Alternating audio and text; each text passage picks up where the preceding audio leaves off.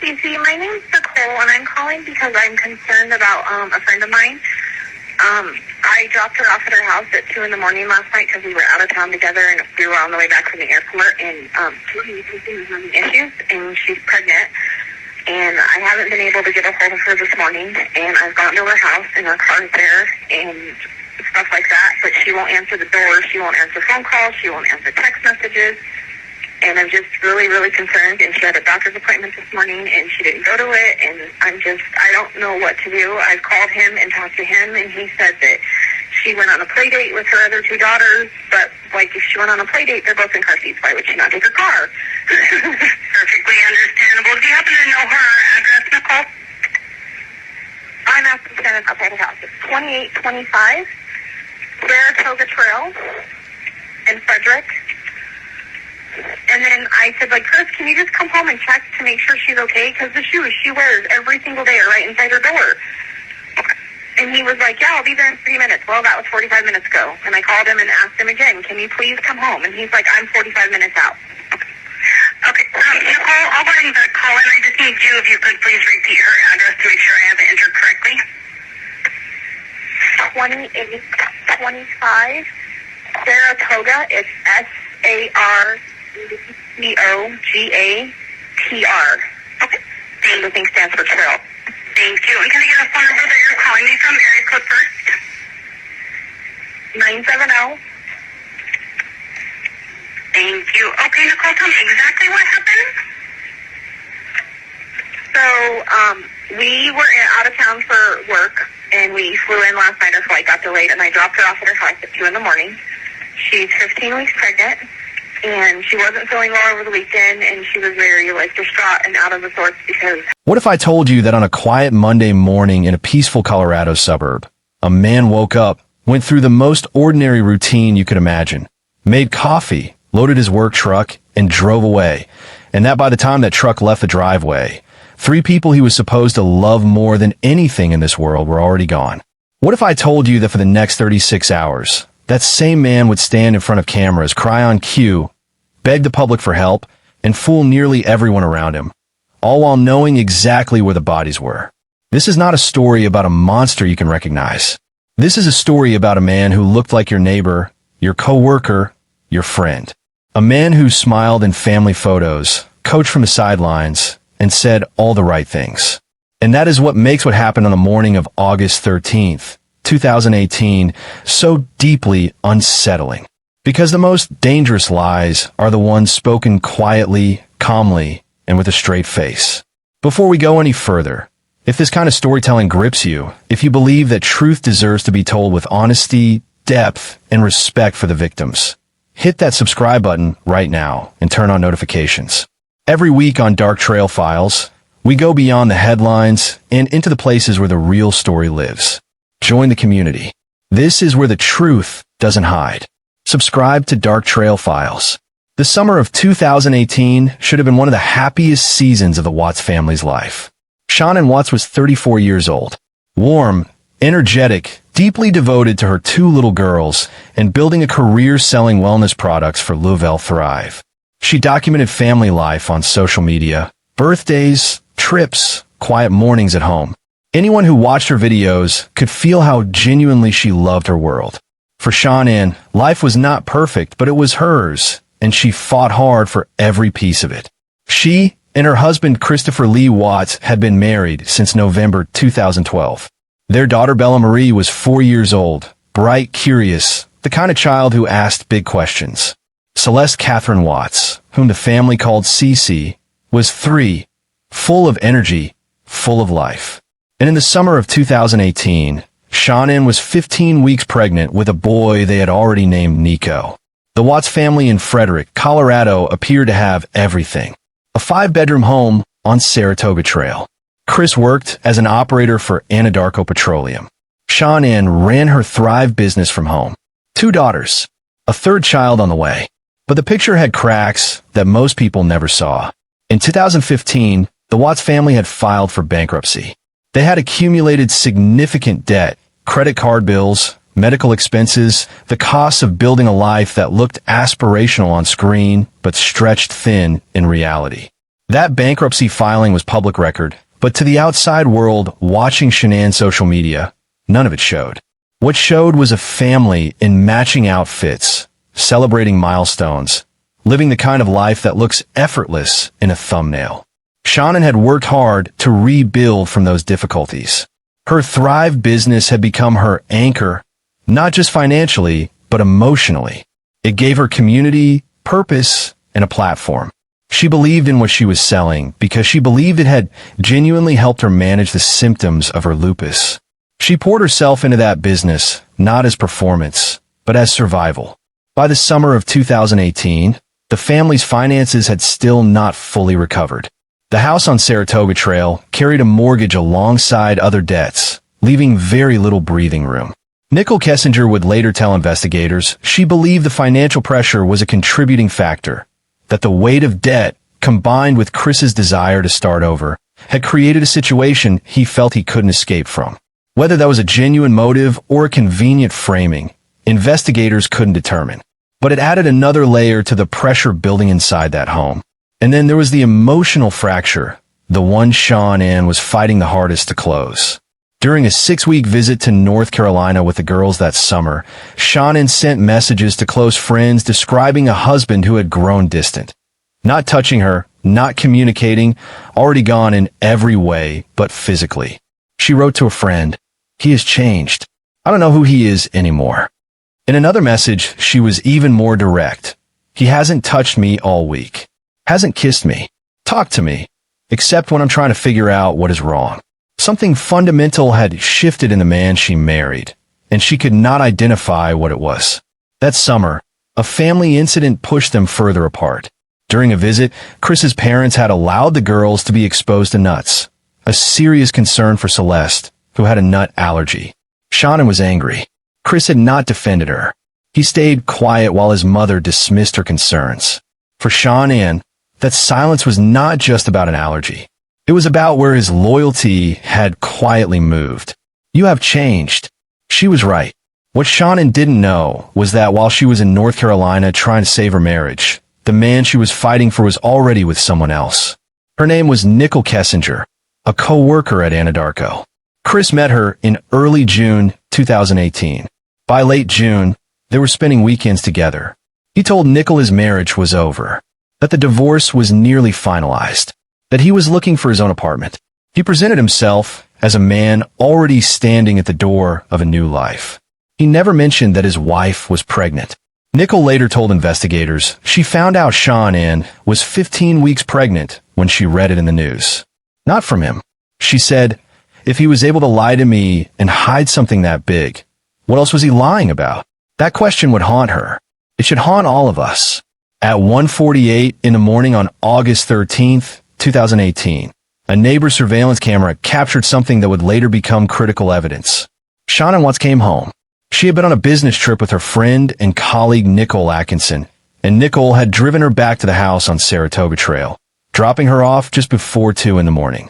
The footage shows Shanann getting out of the car, walking toward her front door, and disappearing inside. It is the last known footage of Shanann Watts alive. According to Chris Watts' own account, first given to police and later revised multiple times, he was asleep when she arrived. He says she woke him, that they were intimate, and then went to bed. He claims that sometime in the early morning hours, he woke her to tell her he wanted a separation, that the conversation escalated, that Shanann confronted him about having someone else, that within 30 minutes, in a bedroom where 2 little girls were sleeping down the hall, he strangled his pregnant wife to death. He said she never fought back. He said she never screamed. In the February 2019 prison interview, Watts told investigators something chilling. He believed Shanann may have been praying in those final moments, that she knew something was terribly wrong and went still. A woman who fought for everything, her health, her marriage, her business, her children, and in the final moment, went quiet. He says he wrapped her body in the white bedsheet and began moving her toward the stairs. That is when the nightmare became something worse. 4-year-old Bella woke up.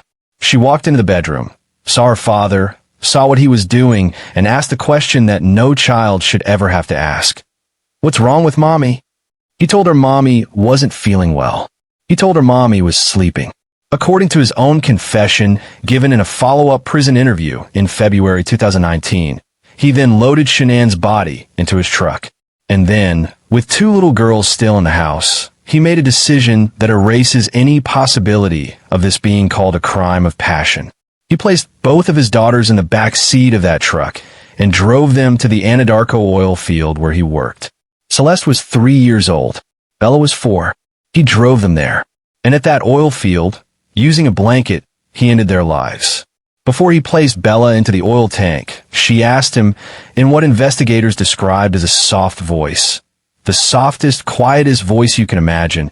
Is the same thing going to happen to me as Cece? He answered her. Pause on that. For years old, she had watched what happened to her little sister. She understood enough of what she was seeing to ask that question. And the man who had held her hand and carried her on his shoulders answered her. This detail emerged in the February 2019 prison interview and reshaped public understanding of this case. Because some people had still been willing to entertain the idea that Chris Watts had simply snapped, that the girls were collateral damage in a moment of breakdown. Bella's question erased that. There was no breakdown in that truck. He was present, aware, making choices. Then he buried Shanann in a shallow grave in the dirt. He submerged his daughter's small bodies in separate crude oil tanks.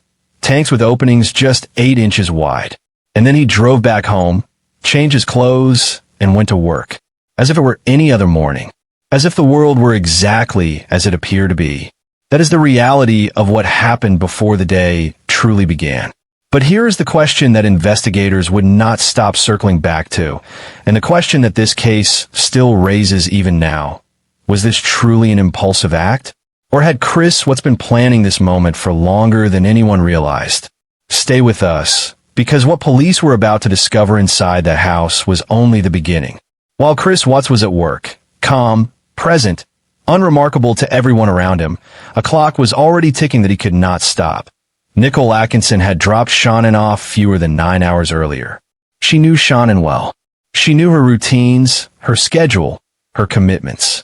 And she knew that Shanann had a prenatal appointment that morning. A critical appointment for a 15-week pregnancy. Shanann never showed up. Nicole texted. No response. She called. No answer. She reached out to mutual friends. No one had heard from her. Shanann's phone, which was essentially an extension of her arm, was silent.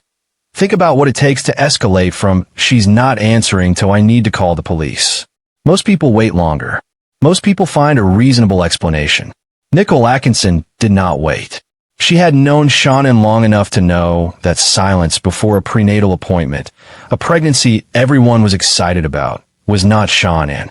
It was something wrong. There was something else Nicole later mentioned to officers.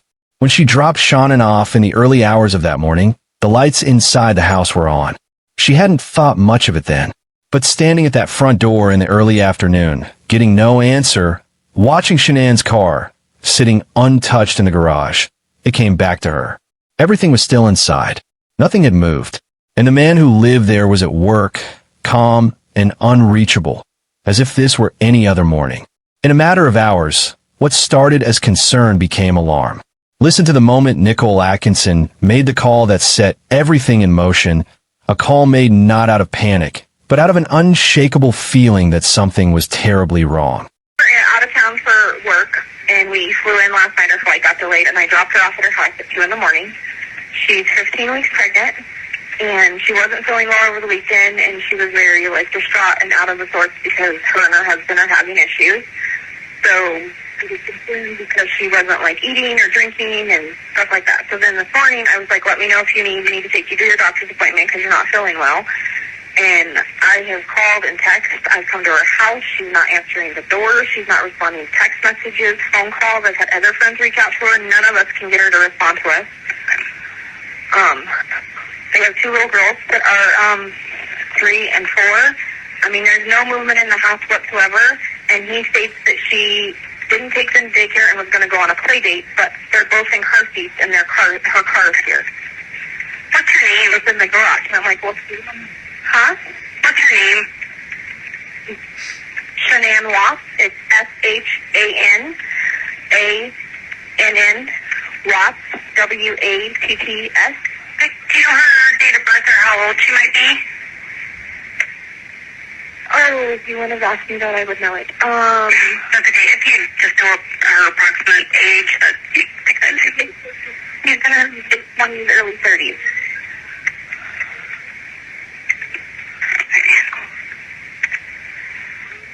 Bear with me here one moment. When was the last time that you heard from her? When I dropped her off at her house, I watched her, made sure she got in the house. That was at 2 a.m. It was actually 1:55. I literally lived like 5-10 minutes from her.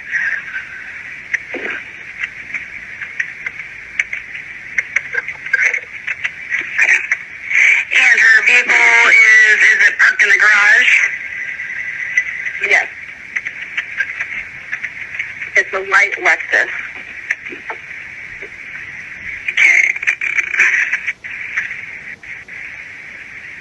And I probably, because I was concerned, I know I don't want to get a doctor's office in trouble, but I went to the doctor's office because I've been used in as doctors, and I said, I know you can't give me things because of HIPAA, but can you just tell me if she showed up at her appointment this morning? And the lady was like, no, she did not. Okay. Is that's unusual behavior for her to not show up to her doctor's appointment? No. Okay. No. Pregnancy, like, she was so excited and then got blindsided from her husband that he wanted to separate a week ago. And her husband's name is Chris? Yes, his name is Chris Watts. And he told you that she went on a play date today with The girls. Okay. Yeah, but they're 4-year-old, and she told me last night when we were driving home, she's like, the morning's going to suck because I have to take the girls to daycare tomorrow. And I made the statement, well, you could keep them home with you. And she's like, no, that'd be more exhausting. She's like, I have to get up and take them because I have a doctor's appointment at 9.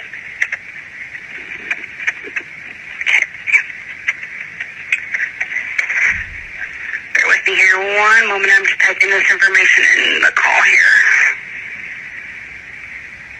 And I'm not trying to cause problems more between them. I just want to know she's okay. Okay.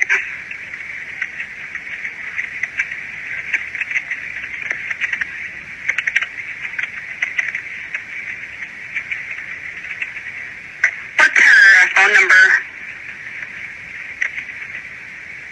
No, give me 1 second and I'll look it up for you.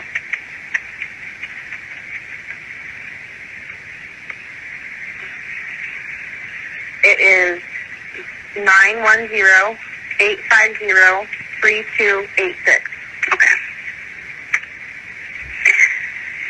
And Chris told you that he was on his way. Yes, I just talked to him. Well, I talked to him earlier. One of our other friends did via text because I was going to the doctor's office, and she said he would be here in about 30 minutes, and that was at 1:08. And then I called him and said, Chris, I'm at your house. I'm not trying to cause drama or anything. I just need to know your life, okay? I was like, where are you? And he was like, I'm on I-70. I'm about a half hour to 45 minutes out. And I just said, okay, and then I hung up and called you guys because I'm just worried. Okay, Nicole, what kind of vehicle are you in right now? I'm in a white Dodge Dart. Okay. Alrighty, we do have a call in, Nicole. We'll have an officer come out that way as soon as we can. I would just advise you, to not try to make entry into the house or anything like that until the officers can get there. In the meantime, if you do hear from her, just give us a call back and let us know, okay? Okay. All right, you're welcome. Thank you. Bye-bye. 2825 Saratoga Trail of a party who's checking on a friend who's pregnant who's not answering the door. This is the call that broke everything open. Nicole's voice in that recording carries something that no training can manufacture. It is the sound of a person who knows, somewhere deep in their gut, that they are not overreacting. By early afternoon, Nicole was physically at the house on Saratoga Trail. She knocked. She waited. She called Chris at work. He left and came home to meet officers who had arrived for a welfare check. What you're about to see is the earliest moments of this investigation. A woman who refused to be dismissed, speaking with officers at the front of that home. Watch the way she describes Shanann and listen carefully to what she says about what she saw and didn't see. How you been? Hi. Here, Nicole? Yes. Okay, so what's going on? So my friend, we were out of town for a business trip this weekend, Right. and I dropped her off at 2 o'clock this morning. She's 15 weeks pregnant. She wasn't feeling well, and she had a doctor's appointment this morning at 9, and I told her to let me know if she needed me to take her. She's got 2 little girls. Her husband and her supposedly are separating, but she didn't know this. She thought they were just having issues. I called him, and I was like, have you talked or heard from Shanann since she left for work this morning? Because I can't get a hold of her. I called, I texted. Her car's in the garage. Her shoes she wears every single day are by the front door. She only has one vehicle? No, they only have the one vehicle in his work truck. Okay. Shanann, are you home? Police department, if anyone's inside, make yourself known. Yeah, I mean, I don't see anything out of place. I'm not hearing kids. I'm not hearing anything.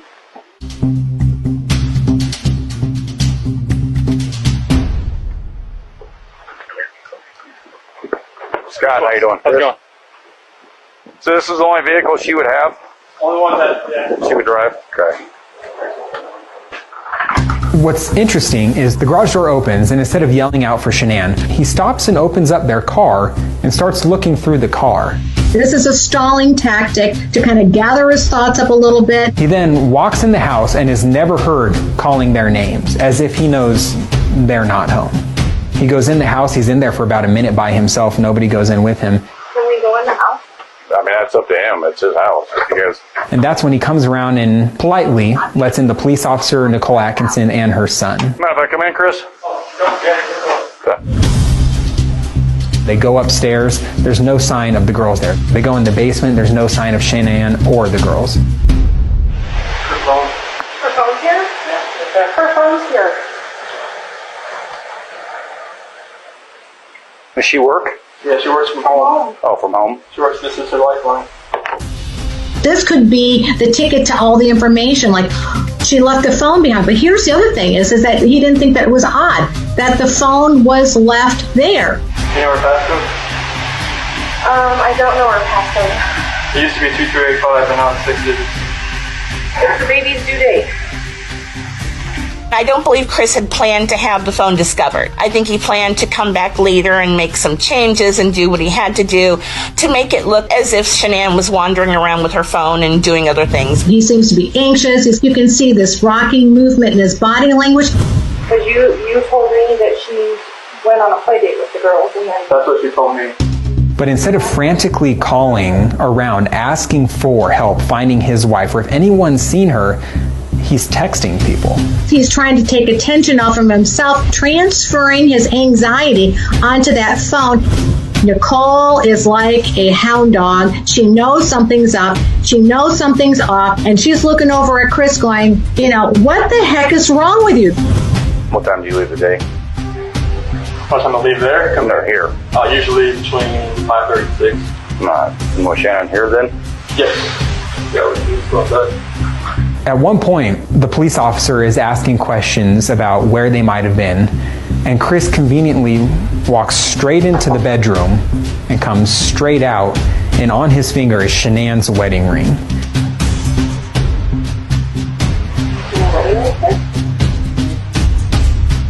And he's pointing it out almost like he's pointing a gun. Here it is. I found the ring. This is the missing evidence. I still to this day believe that was her wedding ring that he took out of the car.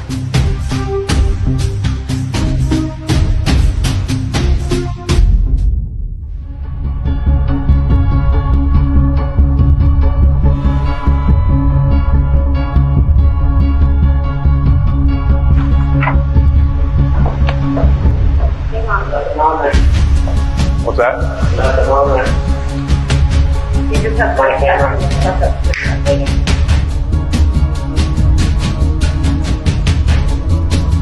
Is this on continually Yep. recording? I get cars driving from this street, and this is him at 517.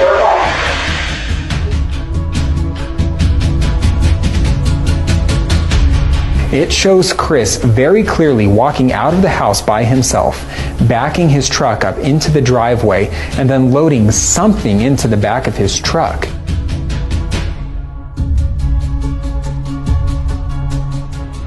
What Chris Watts does is very purposeful. He goes into the garage, he walks out, he's got a gas can. He goes to put it on one side of the truck, and then he thinks twice, goes, well, I can't really put it there, but you can see him kind of moving, like apparently there's not room for it there. That wasn't going to fit. Let's go around to the other side. Oh, okay, now it'll fit, obviously, between the 3 dead bodies. We usually park out there on the side. I just want to get everything in. Be easier, so lugging everything out there, all the tools that I had to bring in. Suddenly, this guy who had few words has a lot to say. He has an explanation for everything. Then Chris started to fall apart a bit. Chris Watts can barely watch it, right? So what happens when you arrest somebody? Get down on the ground. Put your hands on your head. So he puts his hands on his head, even though he wasn't told. But that was a surrendering moment. That's almost as if Chris was verbally saying, oh my gosh, I was not expecting this. And you see him pacing and moving, nervous and anxious. Chris Watts' body language is betraying him. So right now, police don't have probable cause to be able to arrest him because it still isn't clear where Shanann, Bella, and Cece went. They're never seen leaving the house. Appreciate your time. Yeah, no problem. Thanks. Hopefully something comes up. I've never seen him. If he loads his stuff, he normally just walks back and forth because I get him on camera. But the fact that he was in here and explaining to it over and over and over, Well, odd. but he doesn't look worried. He looks like he's trying to cover his tracks. Nicole told police something specific and important. Shanann's purse was inside the house. Her car was in the garage.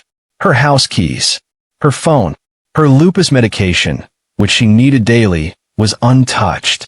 Shanann would never, not for any reason, leave her medication behind. She would not leave her purse. She would not leave her car. And her wedding ring? Found on the bedside table. These are not the signs of a woman who had left. These were the signs of a woman who had never gotten a chance to. While investigators began combing through the house, Christopher Watts stood outside and did something that, in hindsight, should have told everyone everything. He gave a television interview.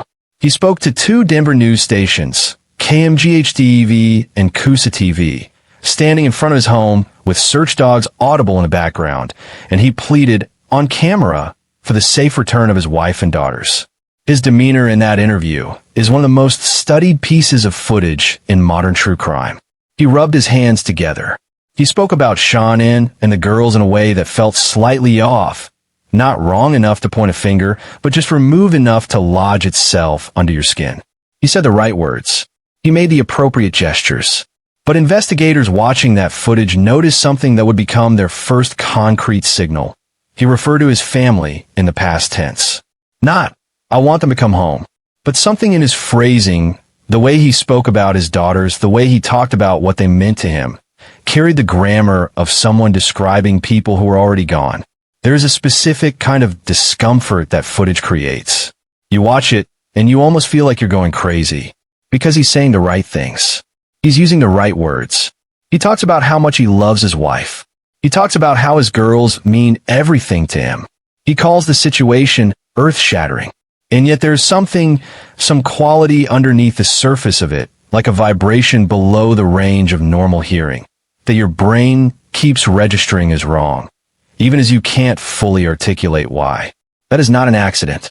That is what happens when emotion becomes a tool rather than a genuine response. The face is right. The words are right.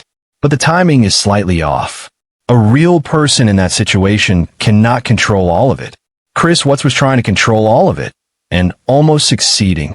CBI agent Tammy Lee watched that interview, and she decided she needed to get Chris Watts into an interrogation room immediately. Before the formal interrogation, officers with body cameras were on site, and Chris Watts was present for much of it. Watch what happens when police begin asking questions while still on the property. The calm he projects, the practiced ease of his answers, is almost more disturbing than anger would have been. All right. We'll have you sign a consent form. We just want to see if you left a note or anything inconspicuous, something like that. All right. So if you're good with that, we'll have you sign a consent form allowing us to search your house, and we'll wait for our sergeant to get here. But we'll grab that. You don't plan on going anywhere, right? No, I was just going to walk around the neighborhood just to honestly clear my head. Yeah. Which company do you work for? Anadarko. Anadarko. What do you do for them? Operator. So you work like 7 days a week? 5 and 2, like Monday through Friday. I'm doing 8 and 6 next month. Okay. So today is Monday? Yes. Yeah. All right. Let us grab that form, and then we'll wait for our supervisor, and then you can either stay here or you can go walk the neighborhood, whatever you'd like. We look through it. All right. Let's go grab that form. We'll be right back with you, okay? You have to stay here? Yeah, that's fine. Okay. Got one? I think so.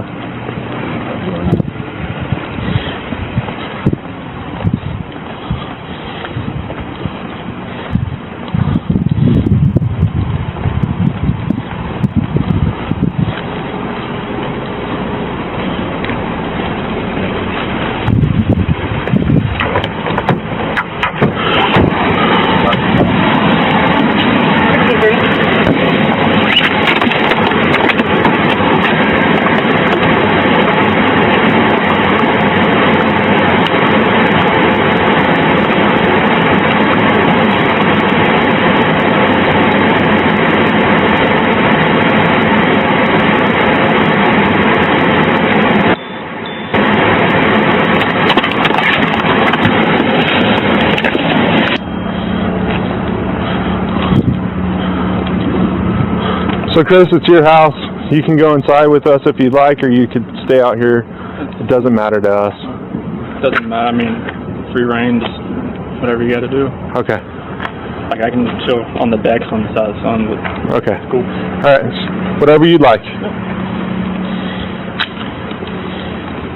How long have you guys been married? So we've been together 8 years, married 6 this year. Okay.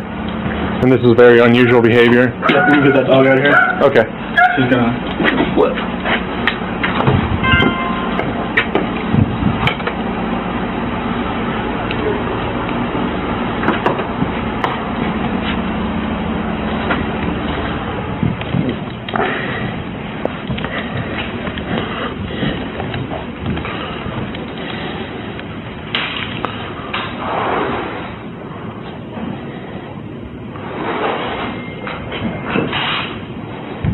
On the counter right here. Okay. So when you guys come home, do you usually use the front door or the garage door? How do you guys? I usually open the garage door, come in. Okay. She uses front or garage. It kind of depends. Okay. Is that a ring out there? Oh, that was. No, the doorbell, is that a ring doorbell? Yeah, like when you got a visitor, it does. But I don't think the speaker is on to where you hear it. Like by. Okay. I guess my question for you is, would it show her leaving with the kids? Did you have any alerts? If she came out here, yes. Like if. Did you have any alerts today with that? Just when her friends were here. Does it only record when the doorbell rings, or anytime someone? If you're like right here, it should just start. The proximity should hit up. Okay. And if you had anything on that today? Just her friends. And what time was that? 12:10, and about 2 minutes afternoon. Okay. But nothing between the time when she got here. No, like she got here at 2. The only thing this morning? Yeah, 2 o'clock this morning. Okay. 1:48 on here. And the only thing that was weird was that the garage door said is left open after I left. And it might have been the sensor, but like my phone doesn't show when for your alarm? Yeah, it doesn't show if it shuts. And who's your alarm through? Vivint. Okay. But Nikki, her friend that came here about 12:10, she said the garage door was shut when she got here. Okay. That was the only thing that was weird. All right. Were you going to hang out there, or you want to come in here? I'll sit right here. Okay.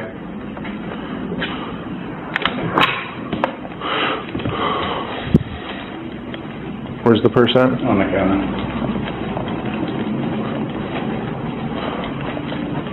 I'm still recording, so. Yep.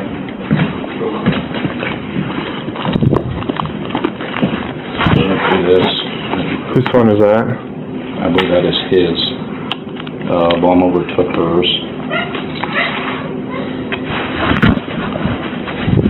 That's from vomiting.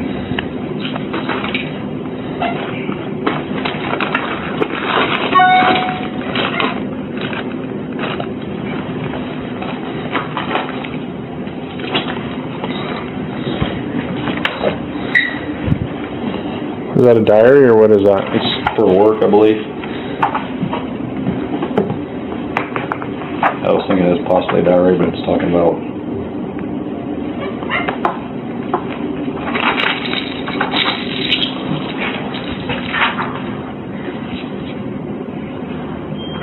like motivation stuff.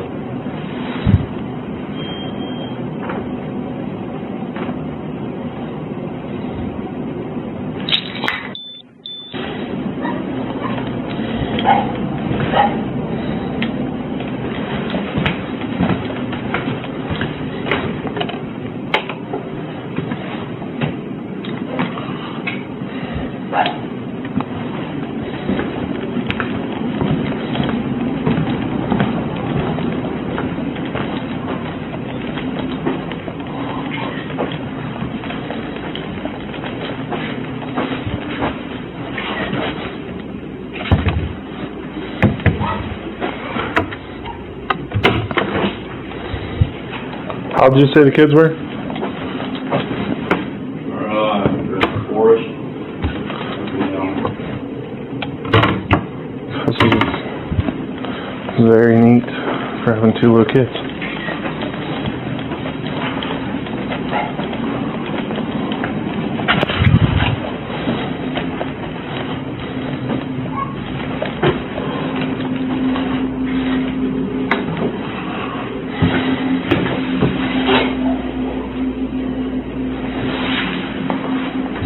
Inside the house, police found the bed sheets missing from the master bedroom.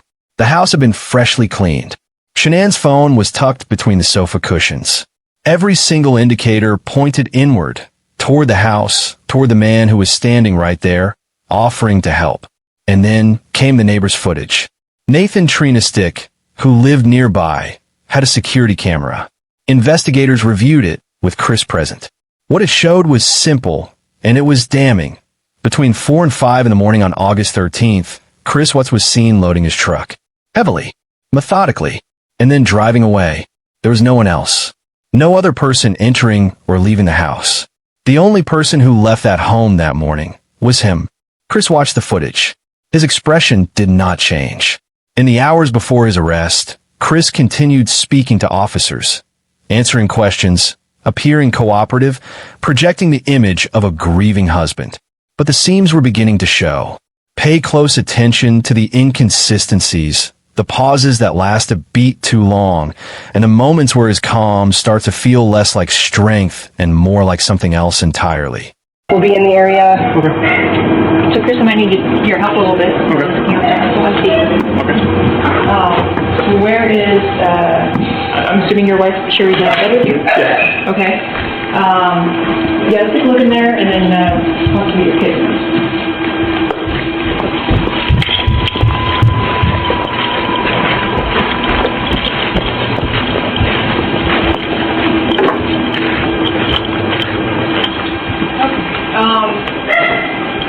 Does she have any dirty laundry that hasn't been touched by anybody else besides her?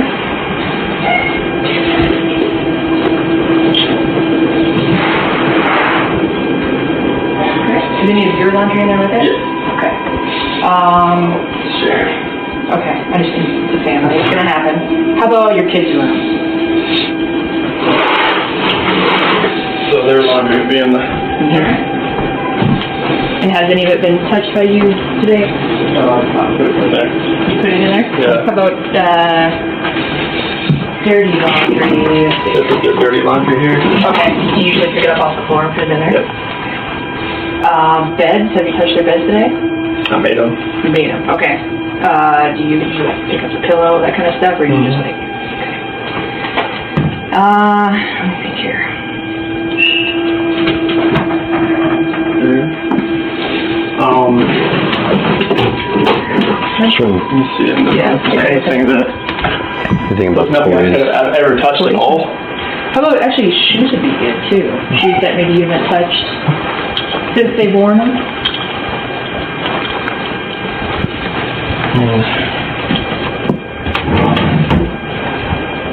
Is there cleaning? Yeah, they didn't. But sometimes the blankies get put in there. Okay. And that's the one she usually uses, the butterfly one. This one? Mm-hmm. Okay, so you touched it today? Yesterday when I put it on the bed. Okay. Shoes? Shoes are downstairs. Okay. And probably your wife's shoes too. Okay.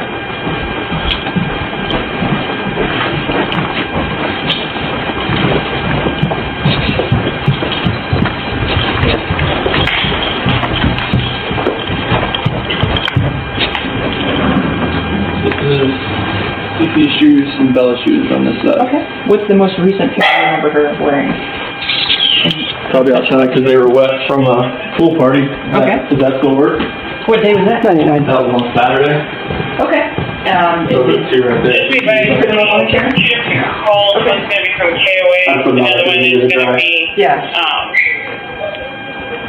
CIO request, and it's going to be the Denver And I think they got wet, right? They were in there. Body language experts who later analyzed this footage pointed to specific patterns.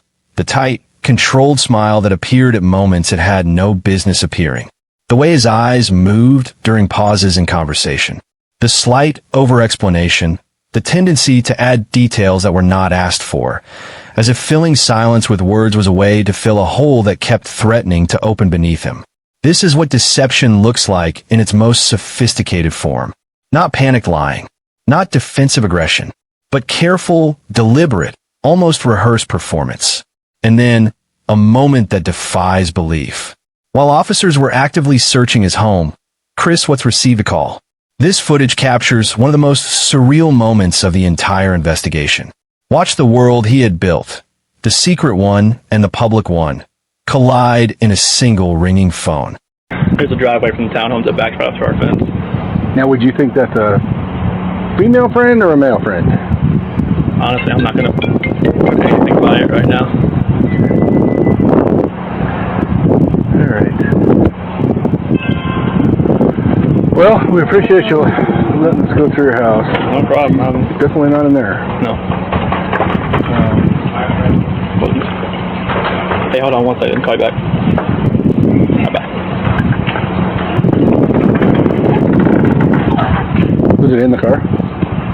So she came out the door then? Yeah. First that thing was yellow.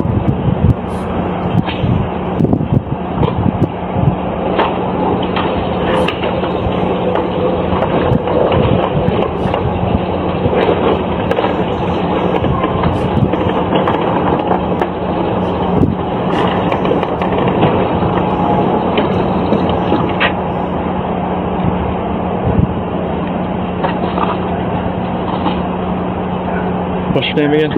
I'm Sergeant Baker. Sergeant Baker. Good to meet you. So she doesn't have any family or anyone around here? Neither of us do. They're all back in North Carolina. We moved here back in 2012. Came out here to visit some friends during Thanksgiving, fell in love with the place, moved out here a few months later. Does she have any friends around here? Just for friends? Yeah. Yeah, she's got friends in Frederick, Erie, Aurora, that part of Erie, Broomfield, Parker. Have you tried to contact any of them? Oh yeah, we've exhausted every option. The last thing I'm going to do is hospitals. Hotels. There's so many, but... And no one's heard from her today? Have you checked your bank accounts? That's another thing I was going to do, because I don't have access through here. Let's go check those and see if she pulled any cash out, or if there's any strange charges or anything. Okay. Can you log? I can't log in because she does all the finances. Okay. So I know her password. I just don't have her user ID. I'm not sure what she would have used that way. Sorry, my phone's just blowing up there. No, you're fine. Who do you guys bank through? USAA and Chase. Can you call them and see if there's been any activity? Any withdrawals or anything? And then the suitcases that she came home this morning with, which ones were those? Was it The black one that's sitting right there. Not the one in the bedroom? That was from the last trip, or when we just got back a few days ago from North Carolina. She went to Arizona like 2 days later. That was when we just got put back down in the basement.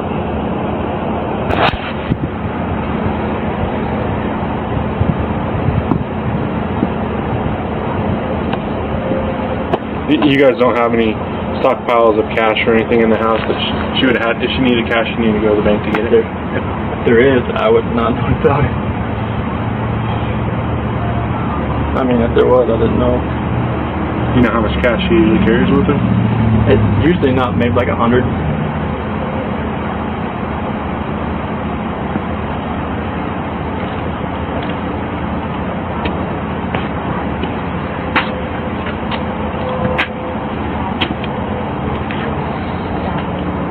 Your turn signal's on. Been on. I may have to turn in a hurry.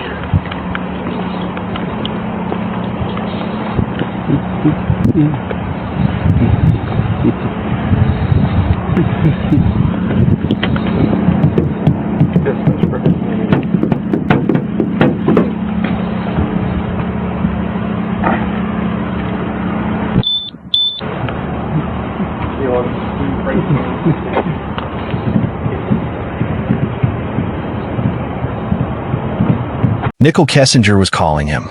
His girlfriend. The woman he had told he was separated. The woman for whom, investigators would later conclude, he had envisioned an entirely new life.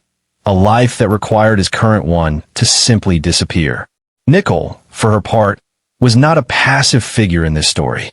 Even as she was calling him, something was already gnawing at her. She told investigators that she found out from the news, not from Chris, that Shanann was 15 weeks pregnant.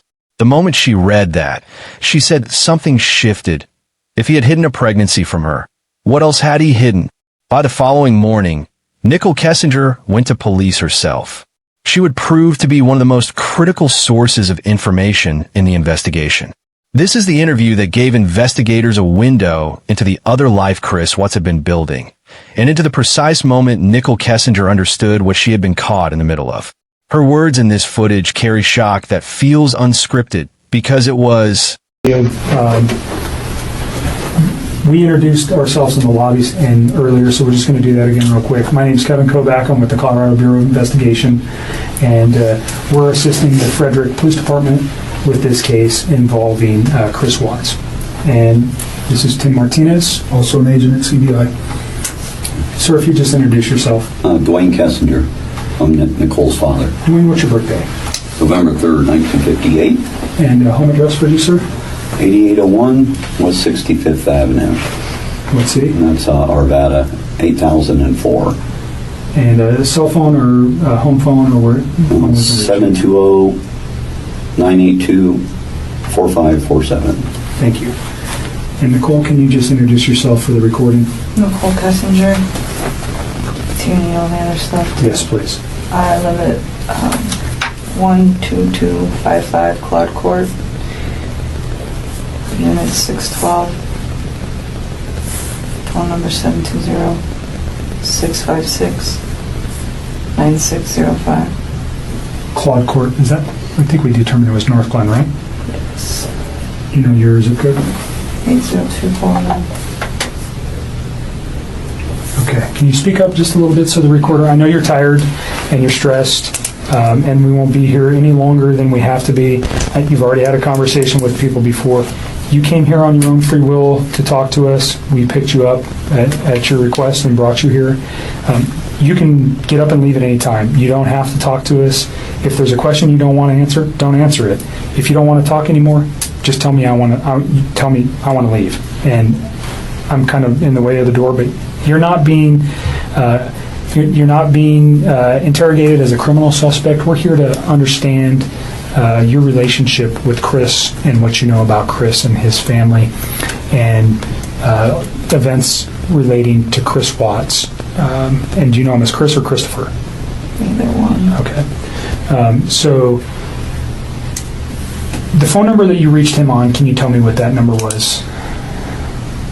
I think I deleted that out of my phone too. I just cut him out of my life. It's a 910 number. You guys have it.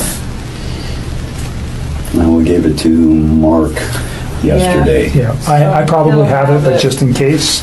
I don't have it. If I recited it to you, would you know it? Just the first three numbers. Okay. But you know it as a 910 number? Yes, that's what I do know. I mean, that's what I got. North Carolina or something. Yeah, North Carolina. Okay. So let's just start with a timeline of your getting to know Chris, how you guys met, where you met, all those things. And let's just run. And I'm not going to ask you specific questions unless I think it's necessary. I'll let you just tell me your story. I think it's a little bit easier that way. So I just want to know how you met him, where you met him, how long you guys were dating, and those kind of things initially. Okay. I think I met him sometime in June, probably early June. It might have been May. It was just talking at work. It was pretty casual. And he didn't have a wedding ring on his finger. And every time I talked to him, he didn't tell me that he was in a relationship. He didn't even mention his kids right away either. And then one day he told me that he had 2 kids. I was like, that's pretty cool. And started telling me about his kids. That sounded like a sarcastic comment. No, I thought it was kind of cute. I was like, oh, he's a dad. It was like right around Father's Day too. So whenever that is, was in June. Okay. Yeah. So I'm not good with holidays. It was Father's Day shortly after. Okay. So that's what I do now. And I was like, I know, I thought it was cute. And then he's telling me about him. He's pretty excited about him. And then he mentioned that he did have a significant other. And then he told me that those 2 were in the process of separation. Did he mention the children's name or his significant other's name? I didn't know his significant other's name for a while. And then I think he told me his kids' names pretty quick, but to be honest with you, on an exact date when that happened, I don't know. So in May and June, first of all, where do you work? I work at Antarctica Patrolman Corporation. I'm contracted to Antarctica Patrolman Corporation. Okay, and you work out of an office setting where? In Platteville, Colorado. Okay. And Chris also works out of that location, per se? Yes. He's in the field, but he comes into the office with his team. So you work, what is your job responsibility? I do health, safety, and fire.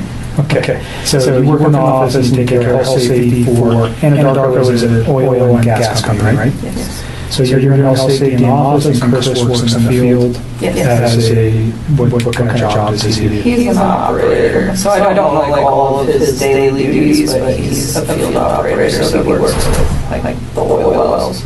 So he goes out and does work on those, whatever Yes. that might be. But he comes into the office frequent. In the mornings, his team meets in the mornings. They're not all in there every day. Some days, some of them are in there, some days the ones are in there. But in the mornings, typically from like 6:15 to probably 7, somewhere around there. And is that where you met Chris? Yes. Okay.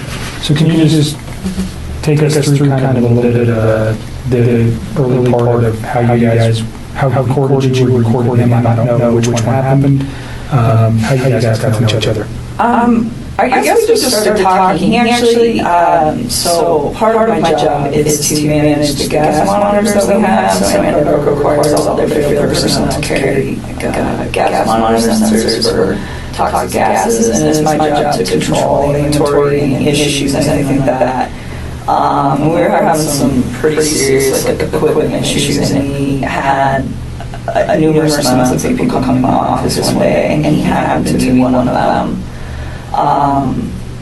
And I'd seen him before, like they meet in the lunchroom, and that's where I go with my lunch in the fridge. So I'd seen him, but I didn't ever like talk to him. So that day we just started talking, and then every time I saw him in the hallway. Investigators describe her cooperation as, in the words of Weld County District Attorney Michael Rourke, bombshell. She handed them the architecture of a double life. She gave a motive. She gave them timeline. And she gave them the picture of a man who had not stumbled into something terrible, but who had been moving deliberately toward it. Here is what investigators had after 48 hours. A man with no alibi, a neighbor's camera showing him loading his truck before sunrise, a missing bedsheet, a missing family, and a girlfriend who had just confirmed he was living a complete double life. The walls were closing in, but Chris Watts still had not broken. Not yet. What happened next in that interrogation room is something that no amount of preparation could have built him a defense against. Stay with us. On August 15th, 2018, Chris Watts arrived at the Frederick Police Department with his father, Ronnie Watts, who had flown in from North Carolina that very morning. He submitted to a polygraph test. He failed. When confronted with the results, he admitted something he had previously denied entirely. He had been having an affair. Investigators told him, calmly, that they already knew about Nicole Kessinger. That was the first crack. Not wide, not dramatic, just a hairline fracture in the wall he had built. What you're about to watch is one of the most studied police interrogations in recent American true crime history. The moment Christopher Watts sits across from investigators who know more than he realizes, and the slow, painful collapse of a story he could no longer hold together. Watch the way the room changes as the truth begins to push through. I brought Graham in here because we want to talk to you about the results, okay?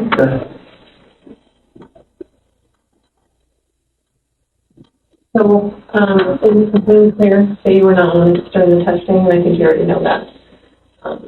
You did not pass the polygraph test. Okay. So now we need to talk about what actually happened. I feel like you're probably ready to do that. I didn't lie to you on that polygraph, I promise. Chris, I never stopped.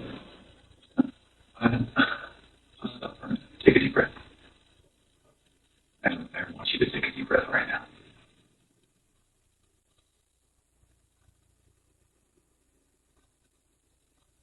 There's a reason you feel sick to your stomach. And when people hold stuff inside, it makes you physically ill. And I can just tell on your face, I could tell from the second you walked in that you were wanting to just come clean and just be done with this. And I appreciate that because you knew sitting down in that chair that you weren't going to pass today. And you knew I was going to find out because I told you that. And then you continued to stay knowing that you could, at the end, say, you know what? I just need to get this off my chest. Like, I just need to tell you what happened. We're not here to play games. We're not here to do any of that with you. We just want to know what happened. So can you start from the beginning and tell us what happened?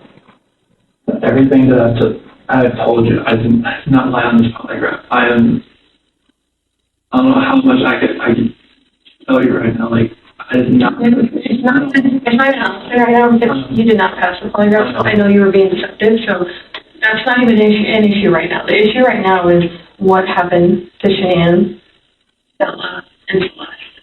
That's the issue right now. Good. Okay, so let's talk about that. I know you want to tell us. I can see it in your face. Holding this lie in is going to do nothing for you. I know this. Like, okay. I'm not like trying to like cover things up. Like, yeah, but you kind of are because it's normal. Normal people will do that. Normal people that make a mistake initially are going to go, I don't know what you're talking about. I didn't do anything. That's normal. I would expect that.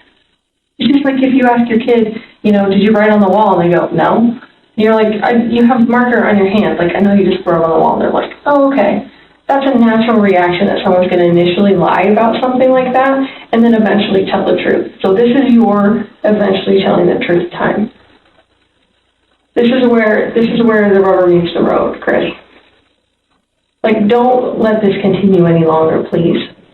I'm not trying to make anything continue. Like, I want them back home, like. But you know they're not coming back home. You know that. I don't know them back in my head. I hope they come back home. But you know they're not. I hope they come back home. Mm-hmm. I don't know they're not coming back home. Chris, tell me I'm confused. Okay. And here's what confused about me.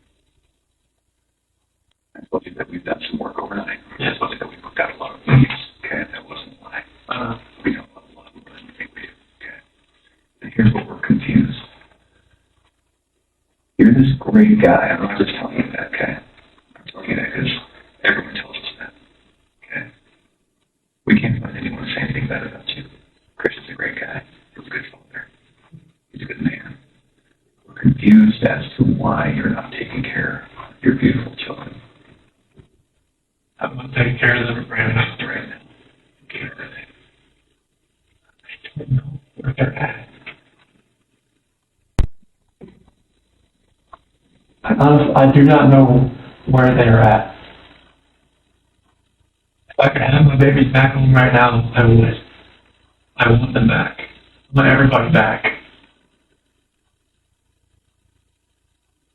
That is the God's honest truth.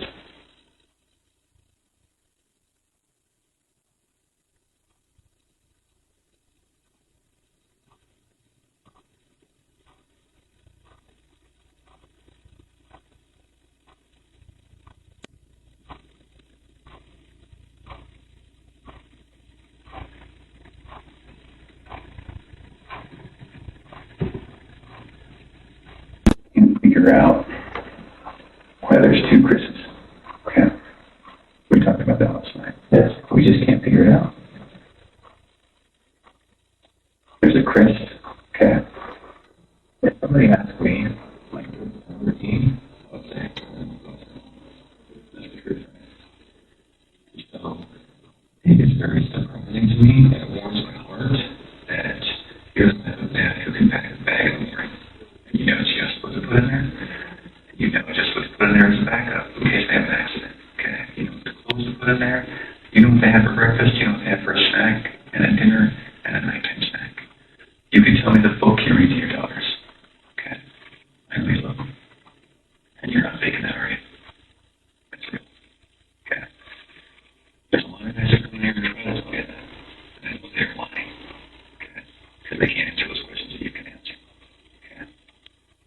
But you weren't here today lying about something else. We need to talk about that, okay? That's his daughter. I know. And she's very good. Yeah, I'm not proud of it. I didn't think anything like that could happen. I don't think I would ever do it, but I did. Keep going. He accused me of it. I denied it. I she was hard, and I felt horrible for it. Like, she was pregnant, and it was, I don't want to, I didn't hurt her. I cheated on her, I hurt her emotionally. I cheated on her. And I feel absolutely horrible about this, but that's what I've been holding back. When I was running for the rugby game, I was with her. I was in that with her.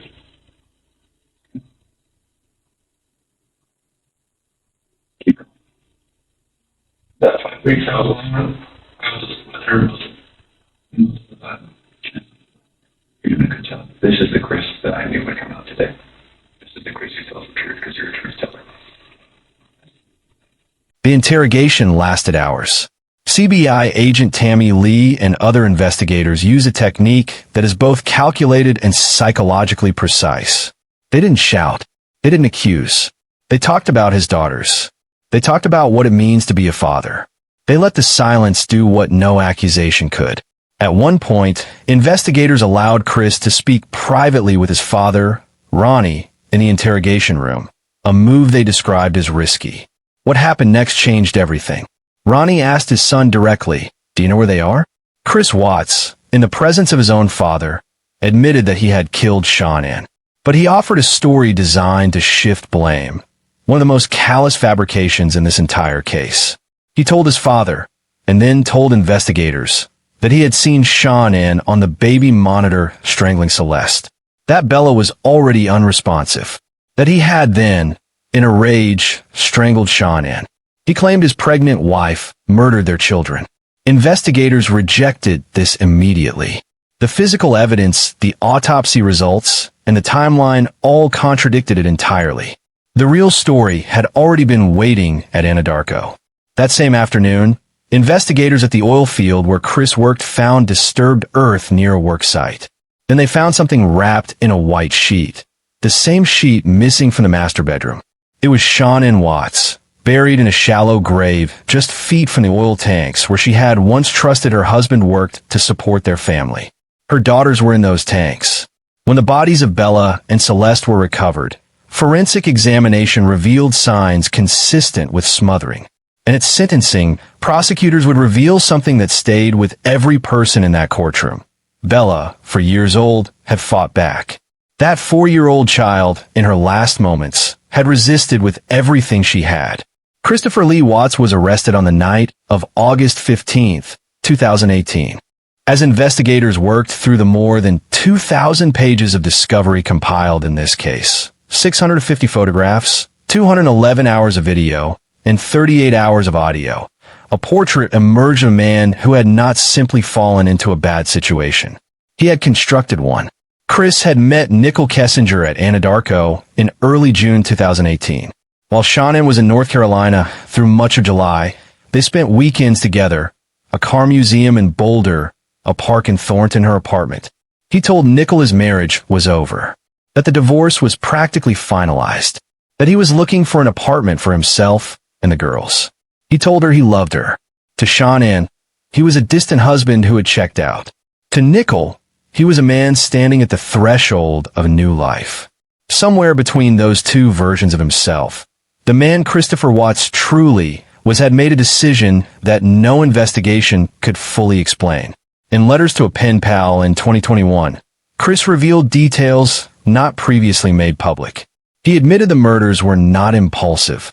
He had been planning for weeks.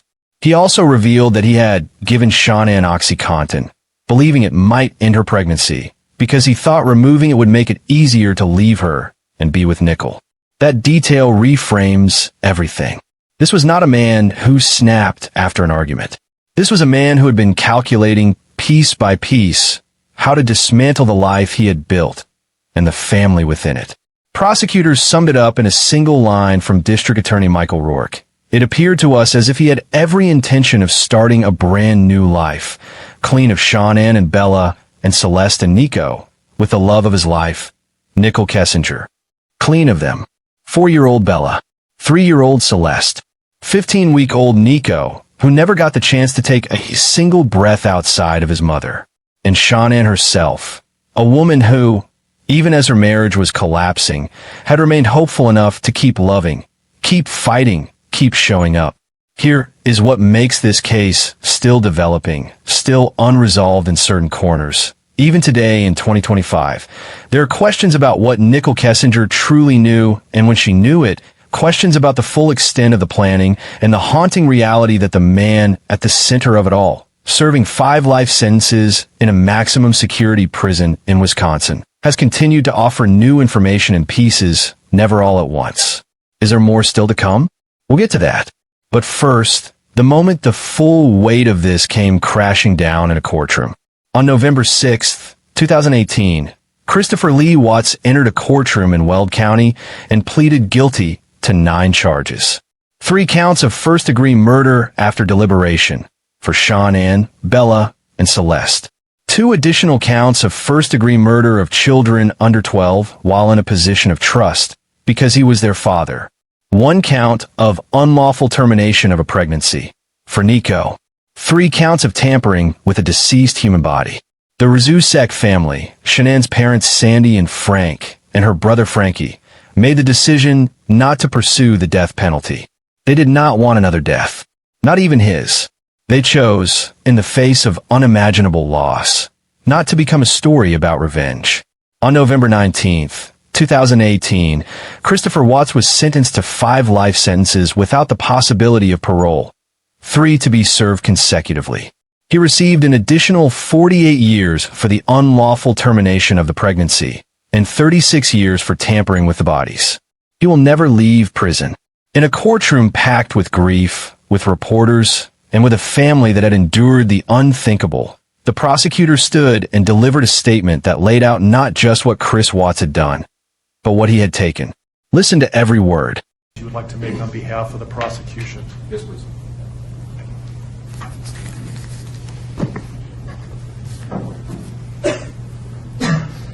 Your Honor, there are no words to adequately describe the unimaginable tragedy that brings us before this court today. By my comments, I'm not even going to try to express the horror, the pain, or the suffering that the defendant has caused to these families, to this community, and to all who were a part of this investigation. However, I do want to spend a few minutes sharing with the court the details of the crime, as so far you've only had an opportunity to review the affidavit and a few facts here and there that have been offered to the court in the motions and pleadings that have been filed. The questions that have screamed out to anyone who will listen since August 13th of 2018 are why and how Why did this have to happen? How could a seemingly normal husband and father annihilate his entire family? For what? These are the questions that only one individual in this courtroom or on this planet knows the answers to. I fully expect we will not receive the answers to these questions today, nor will we at any point in the future. I don't expect that he will ever tell the truth about what truly happened or why. Even if he did, there is no rational way that any human being could find those answers acceptable responses to such horrific questions. The best we can do is try to piece together some kind of understanding from the evidence that is available to us. And the evidence tells us this: the defendant coldly and deliberately ended 4 lives, not in a fit of rage, not by way of accident, but in a calculated and sickening manner. Shanann was 34 years old. She had married the defendant in November of 2012. Over the weekend leading up to August 13th, she had been at a work conference in Phoenix, Arizona, and returned home in the early morning hours of August 13th. We know that she got home about 1:45 in the morning. The doorbell camera on their home shows her arriving back home from the airport. Shortly thereafter, at least according to the defendant, they had what he referred to as an emotional conversation about the state of their marriage and about what their lives would look like going forward. What was said during that emotional conversation, only he knows. What we do know is that shortly after that, the defendant strangled her to death with his own hands. We know that he slowly took her life the morning of August 13th. We know that this was not done in an uncontrolled, vengeful manner that he tried to describe to agents from CBI and the FBI.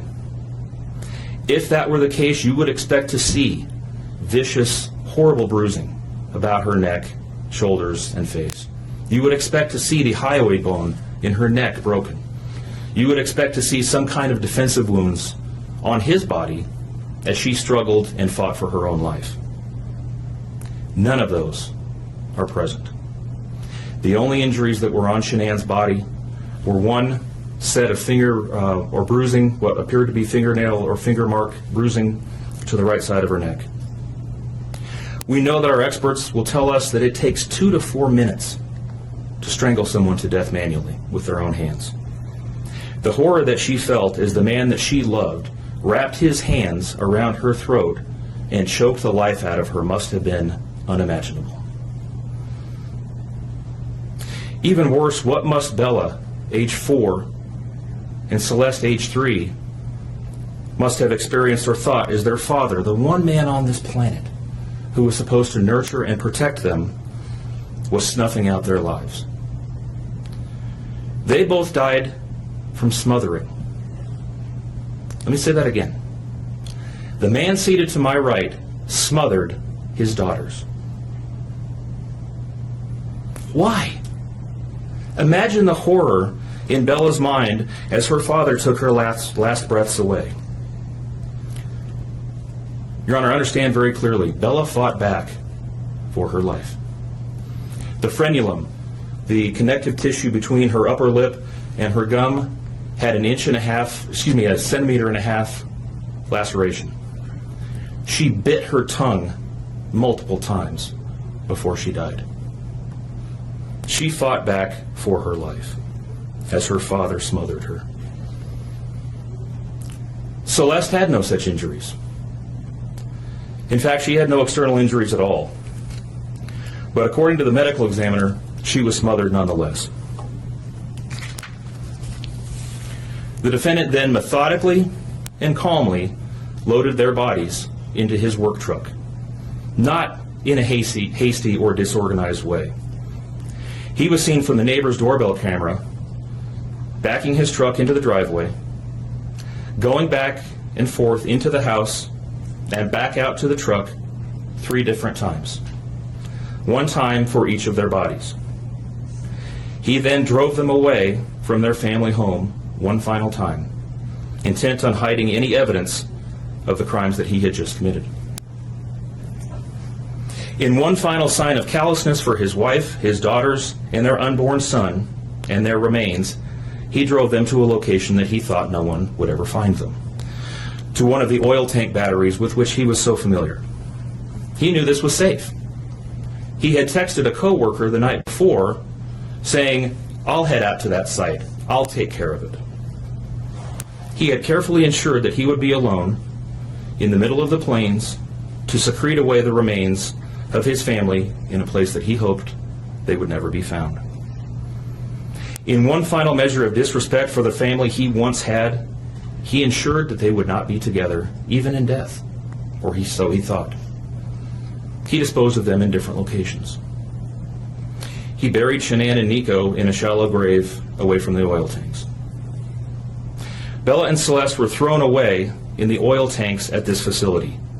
Different tanks, so these little girls wouldn't be together in death. Imagine this, Your Honor. This defendant took those little girls and put them through a hatch at the top of an oil tank, 8 inches in diameter. Bella had scratches on her left buttocks from being shoved through this hole. A tuft of blonde hair was found on the edge of one of these hatches.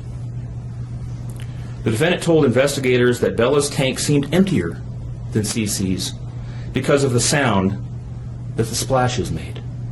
These were his daughters. Significantly, when his co-workers arrived at the tank battery later that morning, to a person, they all described him as acting completely normally. It was a normal workday, even while his daughters sank in the oil and water not far away from him. And then his efforts at deception truly began. We've all seen the emotionless interviews that the defendant gives to the local media, asking for help in locating his family. We watched as he claimed that the house was empty without them, and that he hoped that they were somewhere safe, and that he just wanted them to come home. He told investigators that they were at home sleeping when he left for work that morning, and that Shanann had told him that she was taking the girls to a friend's house for the day. What is striking about this case, Your Honor, beyond the horrors that I've already described to you, is the number of collateral victims that he created by his actions. While he stood in front of TV cameras asking for the safe return of his family, scores of law enforcement officers, neighbors, friends and family scoured the area, fretted for their safe return. They texted him begging for any information and sending him their best wishes, all the while he hid what he had done. The list of indirect victims does not end there. Think of the firefighters and the Colorado State Patrol hazmat experts who had to don protective suits and who were called upon to pull Bella and Celeste out of those oil tanks, or the coroner employees who had to conduct these autopsies. The sentencing hearing became the first time the public truly understood the full scope of what happened at that oil field. Prosecutors describe how Shanann had been strangled, how the girls had been smothered, how Bella, small 4-year-old Bella, had shown defensive markings consistent with fighting back. That detail, more than perhaps any other spoken aloud in that room, broke something open in everyone present. Chris Watts made no statement. He sat quietly as the weight of 9 charges settled permanently onto his shoulders. He showed no visible emotion. In February 2019, investigators visited Watts at the Dodge Correctional Institution in Waupun, Wisconsin, where he had been moved for security reasons. In a 5-hour interview, he gave the most detailed and accurate account of the murders he had yet provided. He confirmed that he had planned the killings. He gave the specific details about how he had taken the girls to the oil field. He confirmed Bella's final words. He said he has photos of Shanann, Bella, and Celeste in his cell. He said he reads to them every night. Make of that what you will. What do you do with a man who says he reads to the children he murdered? What do you do with a story that refuses to be fully understood? Not because the facts are unclear, but because the mind cannot fully accept what those facts describe. As of 2025, Christopher Watts is still imprisoned in Wisconsin, and questions continue to surface. The case that shocked Colorado in 2018 still sends out ripples. The most important thing we can do is make sure that Shanann, Bella, Celeste, and Nico are remembered not as footnotes to his story, but as the center of it. It would be easy, in a case this dense with evidence and courtroom procedure, to let the victims become background, to let them become the reason for the story without ever being the story. We are not doing that. Shanann Catherine Watts was born on January 10th, 1984. She grew up in Aberdeen, North Carolina, where she attended Pinecrest High School in Southern Pines. Diagnosed with lupus as a teenager, she spent her adult life managing a chronic illness while pouring herself into every relationship and role she had. Wife, mother, businesswoman, friend. She met Chris Watts at the age of 26, and they were married in Charlotte, North Carolina on November 3rd, 2012. By every account from the people who knew her, Shanann was someone who made the people around her feel seen. She was a friend who showed up, who celebrated your wins loudly, who fought hard for the people she loved even when it cost her. She had come back from serious illness, from financial hardship, built a career with her own hands, and was still at 34, someone who woke up excited about the day ahead. Her mother Sandy once described her as someone who never did anything halfway. That was true of her career, her friendships, her love for her girls, and, heartbreakingly, of the way she kept fighting for a marriage the other person had already abandoned. She loved her girls with a specific and visible joy. She called Bella Bells and gave Cece every nickname she could think of. People who followed her online remember the laughter in her videos, how unforced it was, how real. Bella Marie Watts was born on December 17th, 2013. 3 years old, perceptive beyond her age, the kind of child who noticed everything and asked about what she noticed. In the final hours of her life, she asked about her mother, and she asked about her sister, and then she faced her father with more courage than most adults ever have to find. She deserves to be remembered as a child who was deeply loved, and who fought to the very end. Celeste Catherine Watts was born July 17th, 2015. 3 years old. Cece, loud and joyful, full of the specific energy only 3-year-olds possess. She never got to start school, make a best friend, or decide what she wanted to be. She deserved decades more of herself. And Nico, already named, already anticipated, 15 weeks old inside his mother. He never made it into this world. He is counted among the victims, legally, morally, and completely. Shanann's family, her parents Sandy and Frank, and her brother Frankie, have spoken publicly about the ongoing grief and have pushed back against harassment and misinformation with quiet, steady dignity. Frankie has stayed active online, keeping his sister's memory alive not as a cautionary tale, but as a life that mattered. As of 2025, Christopher Lee Watts remains incarcerated at a maximum security facility in Wisconsin. He has given multiple follow-up interviews to investigators, written letters, and made statements that have continued to add details to a case the world thought was fully understood. The 2021 pen pal letters were particularly significant. In them, he confirmed the planning. He confirmed the OxyContin. He confirmed that he had imagined a future with Nicole Kessinger that required his family to not exist. These are not the words of a man who acted in a single moment of uncontrolled emotion. They're the words of someone who treated the people closest to him as obstacles to remove. Nicole Kessinger changed her name and stepped away from public life after receiving serious threats. She cooperated fully with investigators, was never charged with any crime, and has maintained that she had no knowledge of what Chris Watts was planning. There are those who question that. The question of exactly what she knew, and when she knew it, remains a point of ongoing public debate. Though legally and investigatively, she was cleared. The home on Saratoga Trail has been sold and renovated. The case is, in its official legal sense, closed. Chris Watts will never be released. He will never again walk the streets of a neighborhood like the one he left behind in Frederick. But the questions don't close with the case. There is the question of how a person becomes capable of something like this.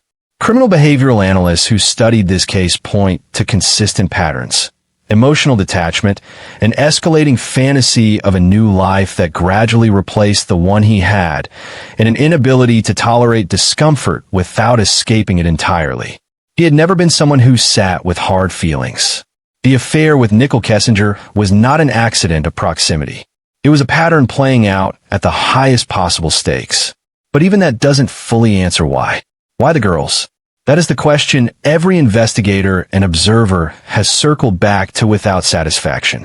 Some suggest he knew that without eliminating every trace of his old life, the relationship with Nicole could not survive. That Bella and Celeste existing as real, present children would expose everything. Some suggest the level of planning reveals a psychology that may never be fully mapped. There is no answer that makes it make sense. That might be the most important thing to hold on to. We are left with a man who appeared completely normal, who had people around him who loved him and trusted him and never saw it coming, who was given every possible reason to choose differently and chose this instead. And there is something this case asks of every person who has ever watched it unfold.